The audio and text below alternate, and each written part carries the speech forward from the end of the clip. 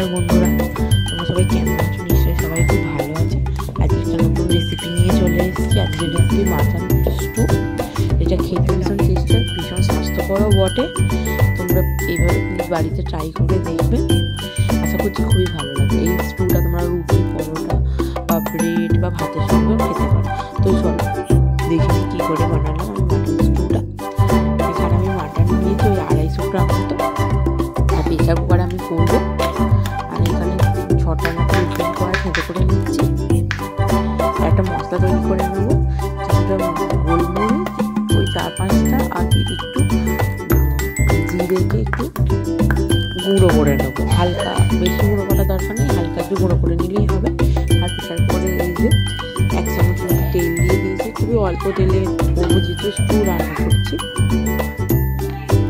তেলটা যখন হালকা গরম হয়ে আসবে তখন এর মধ্যে দিয়ে দেবো গোটা গরম মশলা, দারচিনি, লবঙ্গ আর 1 এলাচ।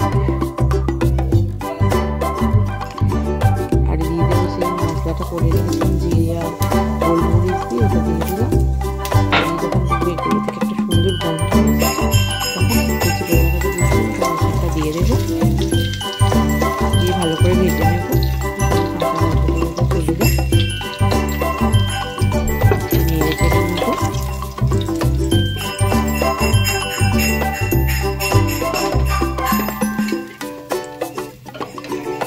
তারপরে এর মধ্যে দিয়ে দেব একটা পেঁয়াজ, একটাই পেঁয়াজ কেটে রেখেছিলাম, এই পেঁয়াজটা দিয়ে দেবো। পেঁয়াজটা দিয়েও এবার নেড়ে চেড়ে নিই।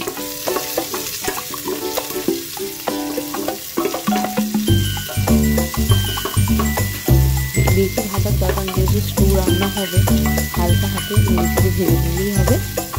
তারপরে যে 250 গ্রাম মাটনটা আগে থেকে ধুয়ে রেখে দিয়েছি, ওই মাটনটা ওর মধ্যে দিয়ে দেবো। মাটনটা এর মধ্যে দিয়ে একটু নাড়াচাড়া করে নেবো।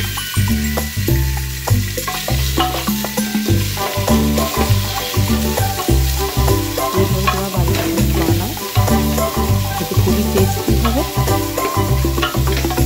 আর খুব স্বাস্থ্যকর। কমেন্ট করে জানিয়ে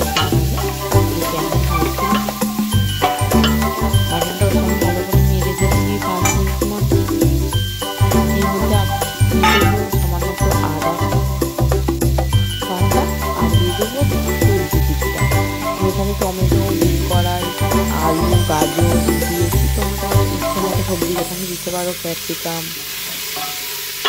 বরবটি, কড়াই, এবার এমনকি কুমড়ো তোমরা ব্যবহার করতে পারো। এটা দিয়ে ভালো করে আবার নেড়ে চেড়ে নেব।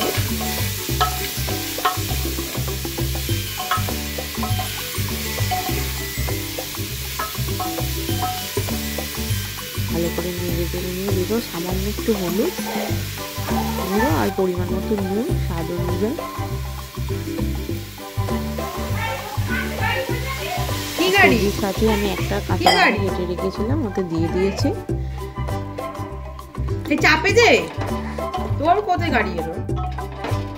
দিয়ে এটাতে আমি গ্লাসের 1 গ্লাস জল দিয়েছি। বেশি জল দিলে কিন্তু স্টুটা খেতে ভালো লাগবে না। পরিমাণ মতো জলটা তোমার ব্যবহার করতে হবে।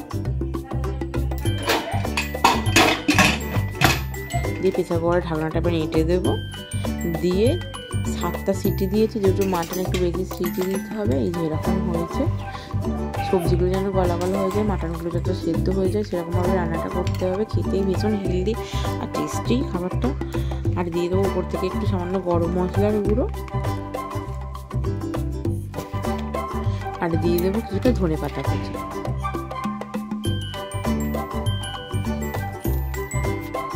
দিয়ে এটা তোমরা ভাত, রুটি, যে কোনো খাবারের সঙ্গে খেতে পারো। একবার প্লিজ এইভাবে বাড়িতে বানিয়ে দেখো, আর আশা করছি খুবই ভালো লাগবে। আর আমার ভিডিও কেমন লাগছে প্লিজ কমেন্ট করে জানিও। ভালো লাগলে লাইক শেয়ার করে দিও। আজকের মতো এইখানেই। সবাই ভালো থাকবে, সুস্থ থাকবে। দেখা হচ্ছে পরবর্তী কোনো ভিডিওর সাথে। ততদিনের জন্য টাটা।